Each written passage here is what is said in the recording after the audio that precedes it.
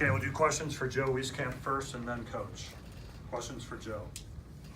Joe, can you just take us through that last sequence? You see the pass full length and the ball trickle to you. Can you take us through it? Yeah, Connor had a great pass trying to get it to Nicholas. The ball got tipped, just kind of wound up in the corner. I wound up being in the right place at the right time. Got it, knew I had to get it up quick, and was able to make it. Did you call bank? I did not. Well, what was the thought when you saw it go through? I was pretty pleased. It was a tough week for me, just dealing with back pain. So to be able to play, then to hit that shot is pretty special, and for our team as well. Joe, in a moment like that, how important is it just to stay calm and just kind of keep your wits? Yeah, we got a lot of basketball left to play. Obviously, this is a big win. That was a big shot. But we still got 6 Big Ten games left in the season. Plus, we want to be playing deep into the postseason as well. Joe, were you able to practice this week with your back? You mentioned that it was bothering you earlier. As much as I could. I was with the trainers all week, doing everything I could to be able to play this game. Real physical game, right? Yeah, they're a physical team, and the gaps up into your space. They made us turn it over quite a bit, but I think Connor and Jordan did a great job in the second half, just staying calm and making the right reads. What is it about this team now? It's 3 straight games that are pretty dramatic wins for you guys. We're able to persevere. We know that teams are going to make runs at us, but we just got to stay calm, keep fighting, and keep attacking. Just a couple more for Joe. You ever had a game like that in high school? Anything AAU? The one that I can think of was my sophomore year against Pleasant Valley. It was about 20 seconds left, but they're the #1 seed at the time, so that was a pretty big shot too. Did you bank that one too? No, I didn't. But what does it mean to be able to contribute to this team as a freshman? I mean, in big moments like that. It's been a lot of fun. Coach has a lot of confidence in me. The guys do as well. So I just go out there and try to play my game. Try to let the game come to me and try not to force too many shots.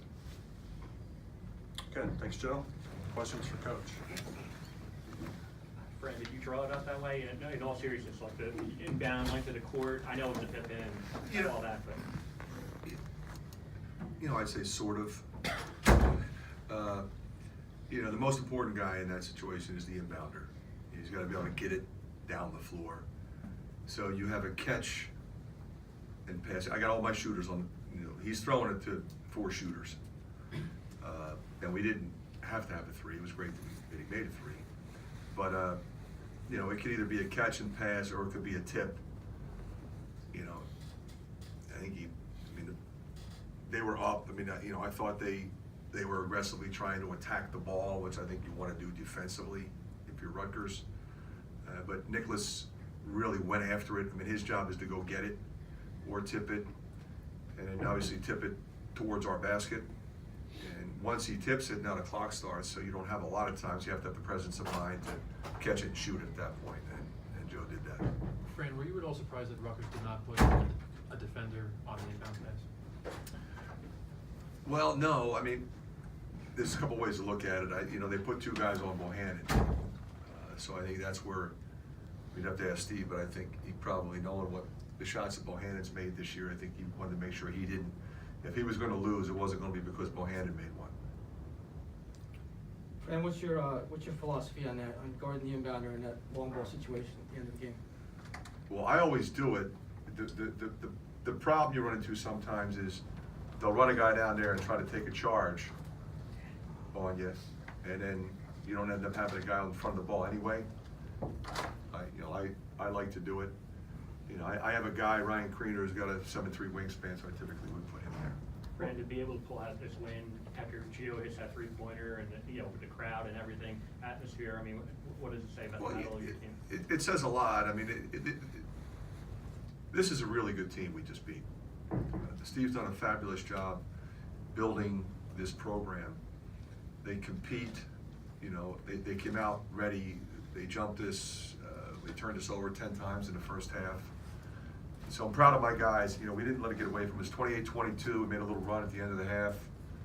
Isaiah made some huge plays. We had a chance at the end a couple times to get a little more separation, a little separation, but thought we'd get a little more.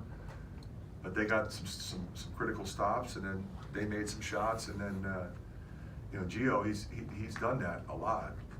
We kind of felt like he was going to be the guy to shoot the ball, so we switched out on him. I thought Tyler did a good job. You don't want to foul him, And I got a 6'9" guy contesting a pull-up jump shot, and give the kid credit, he nailed it. Fran, what do you say to your team after that shot goes in? I mean, you've got just over 3 seconds. I mean, he's sitting there going, guys, I know it's doable. Well, you know, you still have a chance to win, and you have to make sure you have the right people on the floor, and they understand the framework of what we're trying to do. You know, I think contrary to what a lot of people think, you know, we diagram these things and it goes to perfection. It never goes to perfection. There are multiple options in a situation like that, and you hope that one of them works. Same thing happened in the last game. There's multiple options. Bohannon hits a 3 this time, Joe hit the 3. And it's terrific, you know, for our team. Hurts if you're the other team. But if you have smart kids with character and you give them some framework, they'll execute, and at least you have a chance. Have you ever been part of back-to-back games this dramatic in your career? Anything No. you could think of? No. I mean, what do you say about that? How crazy that your team's able Well, to play out? you know what, Mark, it's very rewarding as a coach to see your players be able to celebrate multiple times this year. You know, we won a championship in New York. We've won tough road games. We've had jubilant locker room celebrations. You know, Jabo had a big shot at Penn State. He had 2 big shots at Indiana. He had a big shot the other day, well, actually 3 of them in the Northwestern game. And then today he carried us down the stretch. And then Joe hits the big one. So you're thrilled for your guys that they're competing and they're staying together and they're staying connected and we're overcoming. A couple guys had some off games. You know, last year, if we have a couple guys with off games, we couldn't win. And now we can, and that's great to see. And you know, anytime you can win on the road in this league, it's so difficult. Is that play called anything, like everybody go deep or what? It's called a tap play. Yeah. Take one more I'm question. really creative. Fran, talk about the atmosphere tonight. I thought for a 12-12 team, this was a loud venue. Well, I think what you're seeing is a fan base who understands what they're seeing. You know, last couple of years they had some good players. They played well some days. Now they have more good players. They have more size. They have more depth on the wing. They have more talented guards, and they can beat you in a variety of different ways. He established right away that they were going to compete and be physical, but that's kind of what this league is. So he jumped right in and has done a terrific job of that. But you know, they're a team that really can beat any. You know, as I look at it, anybody in the country they can beat. You know, they have guys that can go get their own. They can run sets. They can run motion. They can score in transition. They recognize if they're not shooting it well, and they go back and get it. You know, obviously that's the main focal point of our game plan is, you know, they can't be up, you know, 12 plus on the glass. If they are, they're going to win. As they were +1, so that was good for us. And we're big and strong too. But they got some really good young players, and I think the fan base enjoys watching this team play and appreciates what Steve has done, his staff has done.